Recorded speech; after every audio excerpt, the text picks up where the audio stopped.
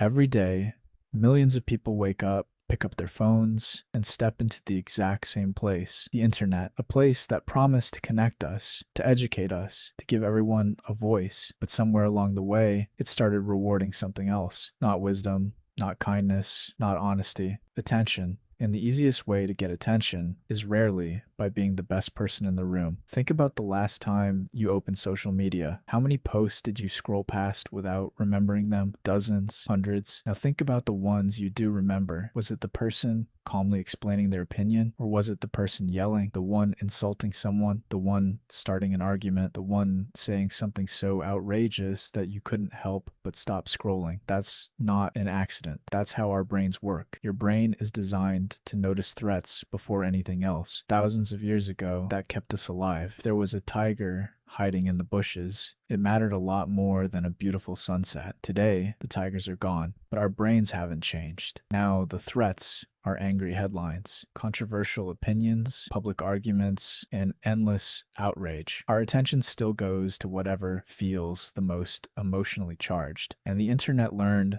that before we did. Algorithms don't care if something is true. They don't care if it's helpful. They don't even care if it makes you happy. They care about one thing: whether you stay, whether you click, whether you comment, whether you share, because every extra second you spend online is valuable. This creates a strange world. Imagine two people. One spends hours researching a topic, carefully presenting balanced information. The other makes an outrageous claim in 10 seconds. Guess which one spreads faster? Not because it's smarter, because it's louder. Outrage travels faster than nuance. It always has. But the internet gave outrage a microphone, and slowly, without realizing it, we all begin adapting to the system. People stop asking what is true and start asking what gets views. Creators stop wondering what helps people and begin wondering what keeps people watching. Even our conversations begin to change. Everything becomes more dramatic, more extreme, more certain, because certainty performs better than curiosity. The scary part is, this doesn't only change creators, it changes us. I genuinely think social media has changed the way our brains work, not permanently, but enough that many of us don't even notice it anymore. Our attention spans have become shorter. Silence feels uncomfortable. We reach for our phones without even thinking. Sometimes we're not looking for anything at all. We're just scrolling because our brain expects another hit of stimulation. And the more we feed that habit, the more normal it becomes. Have you noticed how difficult it is to simply sit with your own thoughts, waiting in line? Phone, 5 minutes alone, phone.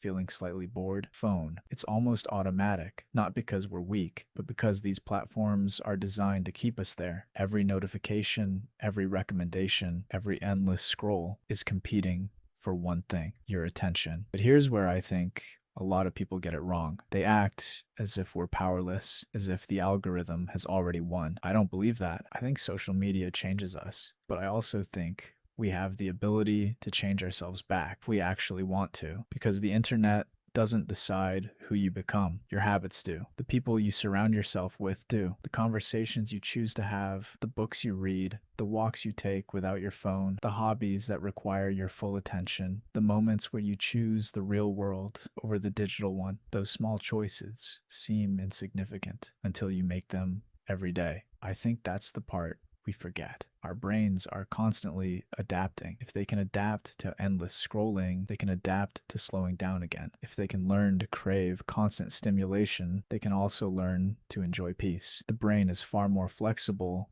than we give it credit for. There's a psychological concept called the availability heuristic. It simply means we judge how common something is based on how easily examples come to mind. If every day you see people arguing online, your brain starts believing everyone argues. If every day you see people cheating, your brain starts believing nobody is loyal. If every day you see hatred, your brain starts believing the world is full of hate, even when it isn't. So maybe the biggest danger of the internet isn't misinformation. It isn't cancel culture. It isn't even addiction. It's forgetting that what gets rewarded online isn't always what deserves to be rewarded in real life. Kindness rarely goes viral. Patience doesn't trend. Humility doesn't get millions of shares, but they're still the qualities that build meaningful lives. Maybe the real question isn't whether social media has changed us. I think it has. The better question is, what are we going to do about it? Because every time you choose to put your phone down, to spend time with people who bring out the best in you, to learn something, to create something, or simply to sit alone with your own thoughts, you're slowly taking your mind back. And maybe that's the one thing no algorithm can ever control.